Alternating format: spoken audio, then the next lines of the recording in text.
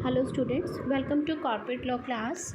Students, इस lecture में हम डिस्कस करेंगे winding up of the company. तो वाइंडिंग अप का मतलब किसी कंपनी को ख़त्म कर देना। और कंपनी हम आपने अब तक जो कॉर्पोरेट अकाउंट्स में पढ़ा है वो आपने प्रैक्टिकल एस्पेक्ट में पढ़ा है, जहाँ पे आप टर्म यूज़ करते थे डिसोल्यूशन ऑफ कंपनी, कि किसी कंपनी को ख़त्म कर देना, उसका समापन हो जाना। जब हम थ्योरेटिकल एस्पेक्ट्स की बात करते हैं तो वहाँ पे हम वाइंडिंग अप टर्म का यूज़ करते हैं, यानी कंपनी का समापन करना। वो होता है कंपनी को बिल्कुल ही एंड कर देना। एंड यहाँ पे भी हो रहा है और एंड वहाँ पे भी है। एक हम कहेंगे थ्योरेटिकल एस्पेक्ट से, एक हम कहेंगे प्रैक्टिकल एस्पेक्ट से। सबसे पहले हमने पढ़ा हुआ है कंपनी क्या है। कंपनी एक आर्टिफिशियल पर्सन है, लॉ के थ्रू क्रिएट होती है। जब कंपनी बनी लॉ के थ्रू है, क्योंकि वो खुद कोई पर्सन नहीं है, वो आर्टिफिशियल है, इसीलिए कंपनी को अगर ख़त्म करना है, उसे वाइंड अप करना है, उसका समापन करना है, तो वो भी लॉ के थ्रू ही होगा, लॉ के सुपरविज़न में ही होगा। अब जब हम कंपनी को ख़त्म कर रहे हैं तो कंपनी को ख़त्म करना भी एक लीगल प्रोसेस है, यानी कि कानूनी तरीके से किसी कंपनी को ख़त्म करना वाइंडिंग अप ऑफ कंपनी कहलाता है। ये भी हमें कंपनीज एक्ट के रूल्स को, प्रोविज़न्स को फॉलो करते हुए कंप्लीट करना है। अब बात आती है कि वाइंडिंग अप और डिसोल्यूशन डिफरेंस क्यों है दोनों में, क्यों दोनों अलग अलग हैं, हम इसको भी करेंगे। सबसे पहले हम वाइंडिंग अप का मीनिंग क्लियर करेंगे। वाइंडिंग अप का बेसिक मतलब है कि किसी कंपनी के एग्जिस्टेंस को, साथ में उस कंपनी को पूरी तरह से ख़त्म कर देना। किसी लीगल प्रोसेस को फॉलो करते हुए जब हम किसी कंपनी को बंद करते हैं तो हम कहेंगे कि हमने कंपनी का समापन कर दिया, कंपनी का वाइंडिंग अप कर दिया। कंपनी का वाइंड अप एक ऐसा प्रोसेस है जिसमें कंपनी के बिजनेस को बंद कर दिया जाता है, कंपनी की एसेट्स को बेच दिया जाएगा और कंपनी ने जितने भी लोन्स पे करने हैं उन लोन्स की, यानी कि उन डेब्ट्स की पेमेंट की जाएगी। और अगर कुछ सरप्लस अमाउंट बचा है तो वो अमाउंट मेंबर्स को उनकी शेयर्स की होल्डिंग के बेसिस पे, यानी उनके स्वामित्व के बेसिस पे उनमें डिस्ट्रीब्यूट कर दिया जाएगा। ये सारा लीगल प्रोसेस जब हम फॉलो करते हैं तो ये तभी फॉलो किया जाएगा जब हम किसी कंपनी को बंद कर रहे हैं। एग्जाम्पल से समझते हैं इसको। मान लीजिए कोई कंपनी बंद हो रही है, वो बिज़नेस नहीं कर पा रही है, या उसमें लॉसेस हो रहे हैं, या गवर्नमेंट उसको टेक ओवर करना चाहती है, XYZ जो भी कंडीशंस हैं। तो अगर मैं कहती हूँ कि उस कंपनी की एसेट्स की वैल्यू 10 करोड़ बन रही है, 10 करोड़ वैल्यू है, फिर हमने उसके टोटल डेब्ट्स, यानी कि जो हम लायबिलिटी साइड पे लिखते हैं बैलेंस शीट में, वो सारे डेब्ट्स मैंने उठाए। उन डेब्ट्स की वैल्यू है मेरे पास 11 करोड़। क्योंकि हम तो वाइंडिंग अप एकदम से कर रहे हैं, कोई प्लान बिजनेस कंसर्न ट्राई करता है कि उसके बिजनेस में प्रॉफिट्स ज़्यादा से ज़्यादा हों। जब हम प्रॉफिट ऐड करते हैं तो कहीं ना कहीं हम देखते हैं कि दोनों साइड बैलेंस शीट के इक्वल होते हैं, एसेट्स भी और लायबिलिटीज़। लेकिन अभी जो मैं आपको एग्जांपल दे रही हूँ, यहाँ मैंने कहा एसेट्स की वैल्यू 10 करोड़ और लायबिलिटीज़ है मेरी 11 करोड़। तो अब मैंने ज़्यादा पे करना है 11 करोड़, तो कहीं ना कहीं मुझे अपने क्रेडिटर्स, जो कि मेरे लॉन्ग टर्म वाले क्रेडिटर्स हैं, उनको कहीं ना कहीं सेटिस्फाई करना पड़ेगा, प्रोपोर्शनेट देना पड़ेगा, क्योंकि 1 करोड़ मेरे पास कम है। सेकंड केस, एसेट्स की वैल्यू 10 करोड़ जबकि लायबिलिटीज़ की वैल्यू मेरे पास अगर 9 करोड़ है, तो जो मेरे पास 1 करोड़ रुपीज़ बचे हैं वो कंपनी के मेंबर्स को उनकी होल्डिंग्स के बेसिस पे जितना उन्होंने शेयर्स लिए हुए हैं उस अनुपात में उनके बीच में डिस्ट्रीब्यूट कर देंगे। उसके बाद हम कहेंगे कि किसी कंपनी को तब बंद किया जाएगा जब उस कंपनी में आर्थिक कठिनाइयाँ आएंगी, यानी कि फाइनेंशियल कमी से जब कोई बिजनेस, जब कोई कंपनी डील कर रही होती है, उस समय उस कंपनी का समापन कर दिया जाता है, उसे बंद कर दिया जाता है। अब सिर्फ एक यही रीज़न नहीं है कि किसी कंपनी में फाइनेंशियल स्ट्रेंजेस हैं, यानी कि आर्थिक कठिनाइयाँ हैं, तो उस कंडीशन में कंपनी को बंद कर दो। इसके अलावा और भी बहुत सारे रीजंस हो सकते हैं जब हम किसी कंपनी को बंद करने का डिसीजन लेते हैं। आपने एक टर्म पढ़ी हुई इंसॉल्वेंट, जैसे हमने कहा डायरेक्टर इंसॉल्वेंट हो जाता है, मेंबर इंसॉल्वेंट हो जाता है, पार्टनर इंसॉल्वेंट हो जाता है। लेकिन जब हम कंपनी की बात करते हैं, किसी कंपनी को कभी भी दिवालिया घोषित नहीं किया जा सकता, चाहे उस कंपनी के पास अपने डेब्ट्स को पे करने के लिए मनी नहीं है, फिर भी हम ये नहीं कह सकते कि कोई कंपनी दिवालिया हो गई है। उस कंडीशन में कंपनी को सिर्फ डिसॉल्व किया जाता है, कंपनी को ही बंद कर दिया जाता है, ना कि कंपनी को दिवालिया घोषित किया जाता है। तो अब हमने पढ़ा कि किसी कंपनी को हम कभी भी इंसॉल्वेंट नहीं कह सकते, चाहे उसके पास अपने डेब्ट्स को पे करने के लिए मनी हो या ना हो, फिर भी हम कंपनी को दिवालिया घोषित ना करके बल्कि कंपनी का समापन कर देते हैं। और जब समापन करेंगे तब कंपनी जितना भी अमाउंट उसकी एसेट से रिकवर होगा उसके बेसिस पे हम कंपनी के लोन्स की पेमेंट कर देंगे। अब टर्म आती है वाइंडिंग अप वर्सेस डिसोल्यूशन, यानी वाइंडिंग अप और डिसोल्यूशन में डिफरेंस क्या है। चलो इससे पहले डिफरेंस से पहले हम इसकी और इसको गहराई से पढ़ते हैं कि वाइंडिंग अप है क्या। वाइंडिंग अप में जो प्रोसेसिंग होगी, जो प्रोसीजर फॉलो किया जाएगा, उसे करेगा कौन। इट मीन्स कि कंपनी का बिजनेस तो हमने कहा शेयर होल्डर्स डायरेक्टर्स को अपॉइंट कर देते हैं, वो बिजनेस को चलाते हैं, लेकिन जब हमने उसी कंपनी के बिजनेस को बंद करना है तो वो डायरेक्टर्स नहीं करेंगे, उसके लिए एक स्पेशल पर्सन अपॉइंट किया जाएगा। वो पर्सन जो कंपनी के बिजनेस को फिर होल्ड कर लेगा, उस पर कंट्रोल कर लेगा और उसके बाद कंपनी की एसेट्स को बेचेगा, लोन्स को पे करेगा और बचा हुआ अमाउंट मेंबर्स को देगा। तो जो व्यक्ति ये काम करेगा, यानी कि बिजनेस को टेक ओवर करना, बिजनेस की एसेट्स को बेचना और डेब्ट्स को पे करना, जो भी व्यक्ति ये काम करेगा, उस एडमिनिस्ट्रेटर, उस प्रशासक को हम समापक कहते हैं, उसे हम लिक्विडेटर कहते हैं। आपने कंपनी के अकाउंट्स में पढ़ा हुआ है liquidation of company, dissolution of company. तो लिक्विडेशन यानी कोई कंपनी जब में होती है तो उस टाइम पे हम कहते हैं कि कंपनी का डिसोल्यूशन हो रहा है, तो वो करने के लिए हम एक पर्सन अपॉइंट करते हैं जिसको हम लिक्विडेटर कहते हैं। अब आता है आपके पास वाइंडिंग अप वर्सेस डिसोल्यूशन, दोनों में क्या फ़र्क है।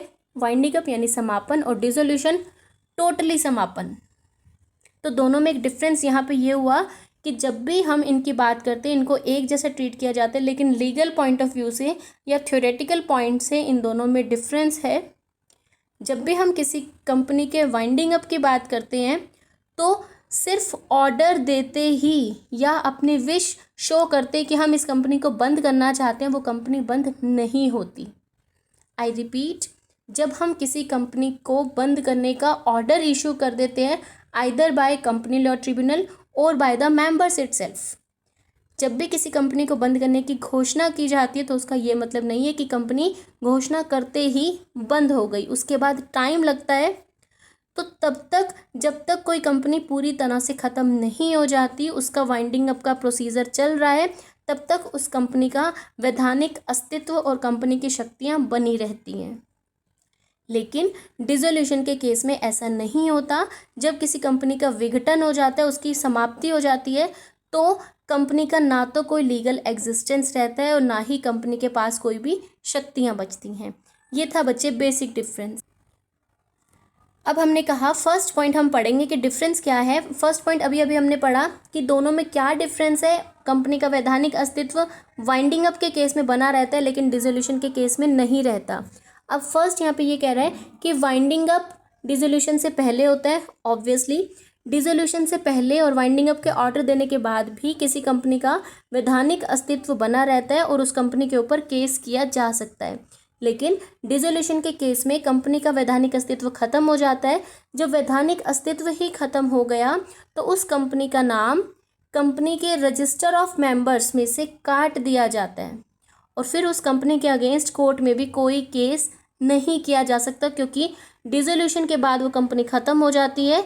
लेकिन वाइंडिंग अप के बाद उस कंपनी की एसेट्स को बेचना, लायबिलिटीज़ को पे करना, रेजिडुअल अमाउंट को मेंबर्स में डिस्ट्रीब्यूट करना, ये सारे काम पेंडिंग होते हैं। इसलिए कंपनी का वैधानिक अस्तित्व भी बना हुआ रहता है और उस कंपनी के अगेंस्ट तब भी केस फाइल किया जा सकता है।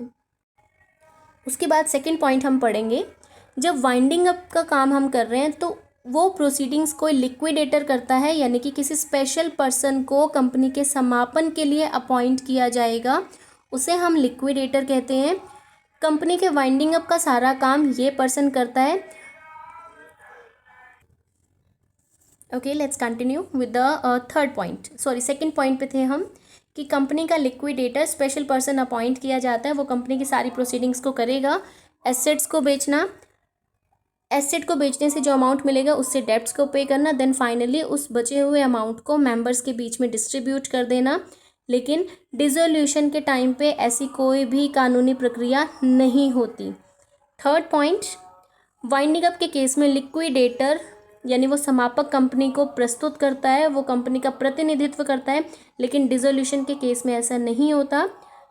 नेक्स्ट पॉइंट, वाइंडिंग अप के केस में हम कंपनी के क्रेडिटर्स को जब पेमेंट करते हैं तो क्रेडिटर्स को अपने ऋण जो उन्होंने कंपनी को दिए हैं उन्हें प्रूव करना पड़ता है। जितना अमाउंट वो प्रूव करेंगे उतना ही अमाउंट कंपनी के समापन के समय पे उनको दिया जाएगा। लेकिन डिसोल्यूशन के टाइम पे कंपनी ही बंद हो जाती है तो किसी को अपना क्लेम प्रेजेंट करने की रिक्वायरमेंट नहीं होती। उसके बाद एक पॉइंट आपके पास रह जाता है, फिफ्थ पॉइंट, अगर किसी कंपनी का वाइंड अप हो रहा है दैट्स ओके, वो मैंने आपसे कहा कि 2 कंडीशंस पे हो सकता है। लेकिन अगर किसी कंपनी के मेंबर्स अपनी तरफ से ही उस कंपनी को बंद कराना चाहते हैं तो कंपनी लॉ बोर्ड या फिर एनसीएलटी के थ्रू वाइंडिंग अप के ऑर्डर की कोई भी रिक्वायरमेंट नहीं रहती।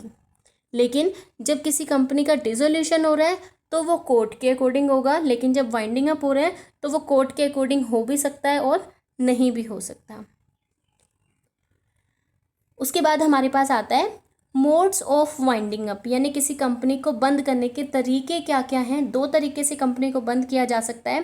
First, winding up by the tribunal, tribunal यानी कि NCLT, national company law tribunal. जब एनसीएलटी को लगता है कि इस कंपनी को कंपनीज एक्ट 2013 के रूल्स रेगुलेशंस फॉलो नहीं कर रही है कंपनी, उस कंडीशन पे इसे बंद किया जा सकता है या कर दिया जाना चाहिए, तो एनसीएलटी ऑर्डर देता है।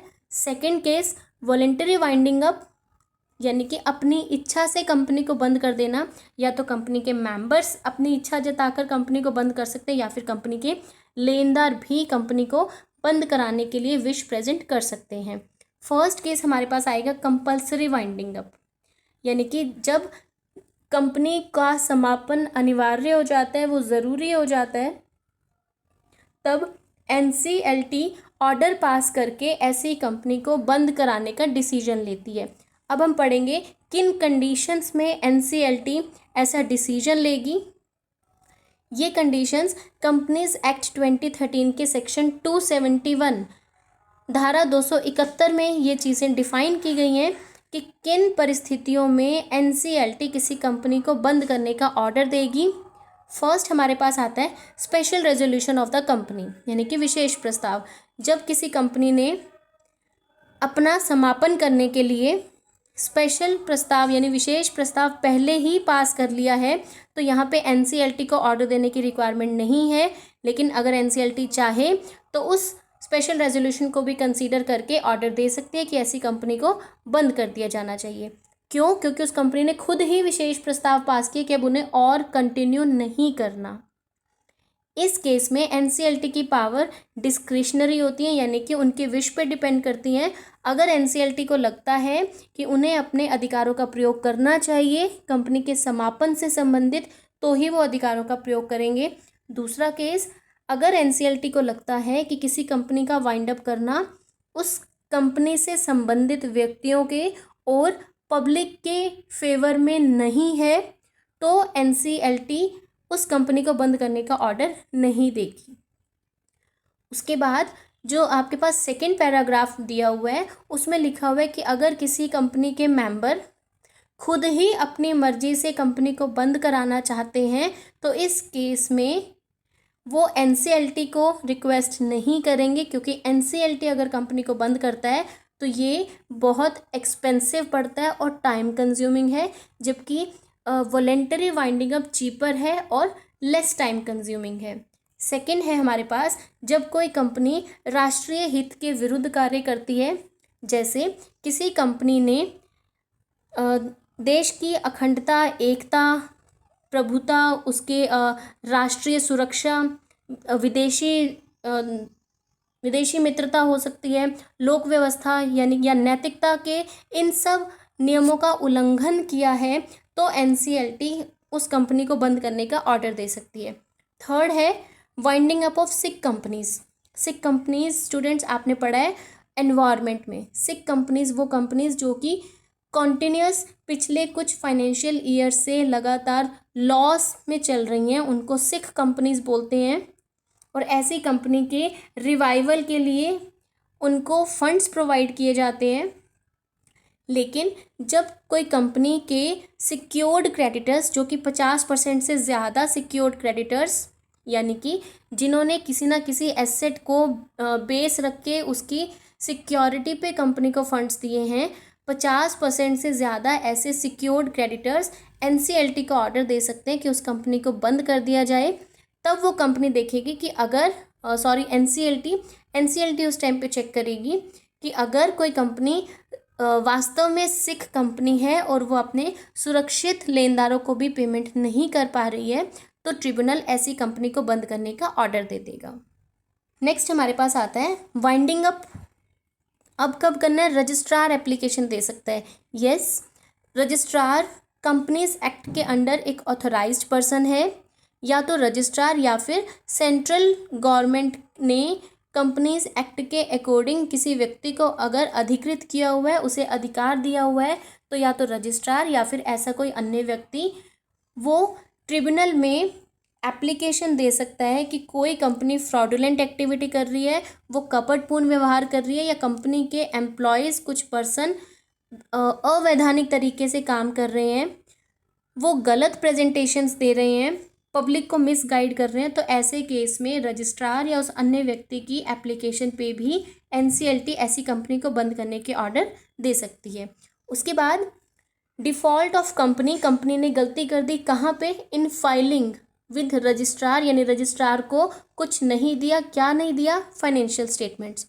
जब कोई कंपनी कॉन्टिन्यूसली 5 फाइनेंशियल ईयर्स तक, आई रिपीट, जब कोई कंपनी पिछले 5 फाइनेंशियल ईयर्स से अपने वित्तीय विवरण, अपने फाइनेंशियल स्टेटमेंट्स या अपनी एनुअल रिटर्न्स रजिस्ट्रार को नहीं दिखा रही, उनके पास नहीं फाइल कर रही, तो भी एनसीएलटी उन 5 सालों के डिफ़ॉल्ट के लिए उस कंपनी के वाइंड अप का ऑर्डर दे सकती है। उसके बाद note to commence business in time. हमने टाइम पे अपना बिजनेस स्टार्ट नहीं किया। जैसे कोई कंपनी रजिस्टर हो गई तो उसके रजिस्ट्रेशन को हम इनकॉर्पोरेशन बोलते हैं। कोई कंपनी अपने इनकॉर्पोरेशन के बाद भी अगर 1 ईयर तक बिजनेस स्टार्ट नहीं कर रही, तो एनसीएलटी उनके बिजनेस स्टार्ट ना करने की कंडीशन में उस कंपनी को बंद करने का ऑर्डर दे देगी। दूसरा केस सस्पेंड बिजनेस। अगर एनसीएलटी ने देखा है कि कोई कंपनी रजिस्ट्रेशन के बाद फिर भी 1 ईयर तक उसने बिजनेस किया ही नहीं, यानी कि वो रजिस्टर्ड तो है, ऑलरेडी रजिस्टर्ड है, तो उस कंपनी ने 1 साल तक अगर कोई बिजनेस नहीं किया, तो भी एनसीएलटी ऐसी कंपनी को उसका बिजनेस कंटिन्यू ना रखने के डिफ़ॉल्ट में कंपनी बंद करने का ऑर्डर दे देगी। लेकिन अगर उस कंपनी ने बिजनेस को टेम्परेरीली बंद करने के लिए प्रॉपर रीजंस शो कर दिए हैं, तो एनसीएलटी अपने ऑर्डर को वापस ले सकती है। उसके बाद इनेबिलिटी टू पे डेब्ट्स, यानी कि ऋणों का भुगतान करने में असमर्थता। जब कोई कंपनी अपने लोन्स को पे नहीं कर पाती, तो क्रेडिटर्स की डिमांड पे, क्रेडिटर्स हमने पढ़ा हुआ है शॉर्ट टर्म, लॉन्ग टर्म, जो मैंने आपको समझाया हुआ है। क्रेडिटर्स की डिमांड पे कोई कंपनी अगर सेटिस्फाई हो जाती है कि कंपनी अपने फंड्स में से अपने क्रेडिटर्स को पे करने में असमर्थ है, तो ऐसी कंपनी को बंद करने का ऑर्डर दिया जा सकता है कंडीशनली। ऐसा कब माना जाएगा? सेक्शन 271 में फिर से वो कंडीशंस दी हुई हैं जब किसी कंपनी को असमर्थ माना जाता है। फर्स्ट केस, जब किसी कंपनी के क्रेडिटर्स जिन्होंने कंपनी को 1 लाख रुपए से ज़्यादा का लोन दिया हुआ है, आई रिपीट बच्चे इस लाइन को प्लीज़ ध्यान से सुनिएगा, बहुत बड़ी लाइन है लेकिन मीनिंग छोटा सा है। जब किसी कंपनी के क्रेडिटर्स यानी कि वो लॉन्ग टर्म क्रेडिटर्स हैं, जब किसी कंपनी के क्रेडिटर्स ने 1 लाख रुपए से ज़्यादा का अमाउंट कंपनी को दिया हुआ है लोन की फॉर्म में, और जब भी वो क्रेडिटर कंपनी के रजिस्टर्ड ऑफिस में उस ऋण की पेमेंट के लिए जाते हैं और कंपनी लगातार 3 हफ्तों तक 3 वीक्स तक उन्हें कोई रिप्लाई नहीं करती, उन्हें पेमेंट भी नहीं करती। आई रिपीट, कोई क्रेडिटर्स लॉन्ग टर्म वाले जिन्होंने 1 लाख रुपये से ज़्यादा का लोन कंपनी को दिया हुआ है, जब भी वो कंपनी के रजिस्टर्ड ऑफिस में उन लोन्स की पेमेंट के लिए जाते हैं, तो जिस दिन उन्होंने डिमांड की उसके 3 वीक्स तक यानी 21 डेज तक अगर कंपनी उन्हें कोई आंसर नहीं कर रही या अपने क्रेडिटर्स को सेटिस्फाई नहीं कर रही, तो माना जाएगा कि कंपनी अपने ऋणों का भुगतान करने में असमर्थ है। ऐसी कंपनी को बंद कर दिया जाना चाहिए। कंडीशनली ऐसे लोन बिना कोई लड़ाई झगड़े वाले होने चाहिए, बिल्कुल क्लियर होने चाहिए। सेकंड है हमारे पास, अगर किसी क्रेडिटर ने एनसीएलटी से, या हम इसको कोर्ट वर्ड कहेंगे, अगर कोर्ट से ऋणों से संबंधित कोई ऑर्डर इशू करा लिया है, तो भी हम कहेंगे कि वो कंपनी कोर्ट के ऑर्डर्स के अकॉर्डिंग भी अपने ऋणों का भुगतान करने में असमर्थ है, तब भी हम उस कंपनी को बंद कराने का ऑर्डर, यानी क्रेडिटर उस कंपनी को बंद कराने का ऑर्डर इशू करा सकते हैं। थर्ड केस, एनसीएलटी जब इस चीज़ पे सेटिस्फाई हो जाती है कि कंपनी अपने ऋणों का भुगतान नहीं कर पा रही है, तो कंपनी को कब अनेबल माना जाएगा, यानी कि कंपनी देखेगी कि जब कंपनी के ऋणों का भुगतान नहीं हो रहा, तो उस टाइम पे एनसीएलटी, एक तो वो सिक्योर्ड क्रेडिटर्स, दूसरा जिन्होंने 1 लाख से ज़्यादा का अमाउंट कंपनी को दिया हुआ है, तीसरा जब कंपनी इन लोन्स को कंसीडर करेगी तो कंपनी साथ में कॉन्टिजेंट लायबिलिटी और प्रोस्पेक्टिव लायबिलिटीज़ को भी कंसीडर करेगी। कॉन्टिजेंट यानी कि आपको नहीं पता, फ्यूचर में कुछ भी हो सकता है, या फिर कोई संभावित अगर कंपनी के दायित्व हैं तो उनको भी इंक्लूड किया जाएगा। उसके बाद यानी कि एनसीएलटी जब किसी कंपनी को असमर्थ घोषित करेगी उसके लोन्स का भुगतान करने में, तो कंपनी सिर्फ क्रेडिटर्स को ही इंक्लूड नहीं करेगी, बल्कि फ्यूचर में होने वाली हानियों या फिर संभावित दायित्वों को भी, कॉन्टिजेंट या प्रोस्पेक्टिव लायबिलिटीज़ को भी इंक्लूड करेगी। नेक्स्ट पॉइंट आता है बच्चे, इंपॉर्टेंट पॉइंट है नेक्स्ट वाला, किसी कंपनी को व्यापारिक रूप से दिवालिया घोषित कब किया जाएगा। ये 4 मार्क्स में आ सकता है और आपको ये पूरा पॉइंट लिखना पड़ेगा। I am repeating my points. किसी कंपनी को कमर्शियली इंसॉल्वेंट यानी कि व्यापारिक रूप से दिवालिया घोषित किया जा सकता है, वो तभी किया जा सकता है जब कोई एप्लीकेंट कंपनी को ये प्रूव कर दे कि कंपनी अपने करंट लायबिलिटीज़ को भी पे करने की कंडीशन में नहीं है। आई रिपीट, कोई कंपनी कमर्शियली इंसॉल्वेंट नहीं कहलाती, चाहे वो अपने लॉन्ग टर्म क्रेडिटर्स को पेमेंट ना कर पाए, लेकिन शॉर्ट टर्म क्रेडिटर्स यानी कि करंट लायबिलिटीज़, अगर कोई एप्लीकेंट जो कंपनी को बंद करवाना चाहता है वो ये एनसीएलटी को प्रूव कर दे कि कंपनी अपनी करंट लायबिलिटीज़ को भी पे करने की कंडीशन में नहीं है, तो किसी कंपनी को कमर्शियली इंसॉल्वेंट कहा जाएगा, व्यापारिक रूप से दिवालिया कहा जाएगा। लास्ट पॉइंट हमारे पास आता है, वो हम कंडीशंस की बात कर रहे थे कि एनसीएलटी किन परिस्थितियों में अनिवार्य रूप से किसी कंपनी को बंद कर देगी। लास्ट है जस्ट एंड इक्विटेबल। मैं हमेशा आपसे बताती हूँ कि लॉजिकल रीजंस होने चाहिए, न्याय संगत रीज़न होने चाहिए, तभी ऐसा काम किया जा सकता है। सेम केस कंपनी के वाइंडिंग अप के टाइम पे भी आता है। जस्ट यानी उचित और इक्विटेबल यानी न्याय संगत। एनसीएलटी को जब लगता है कि किसी कंपनी को बंद करना उचित एवं न्याय संगत है, तो एनसीएलटी उस कंपनी को बंद करने का ऑर्डर दे देती है। जस्ट इक्विटेबल अपने आप में बहुत इंपॉर्टेंट वर्ड्स हैं, लेकिन कंपनी टू कंपनी यानी कि हर कंपनी की परिस्थितियों और उसके तथ्यों के अनुसार जस्ट और इक्विटेबल का मीनिंग चेंज हो जाता है।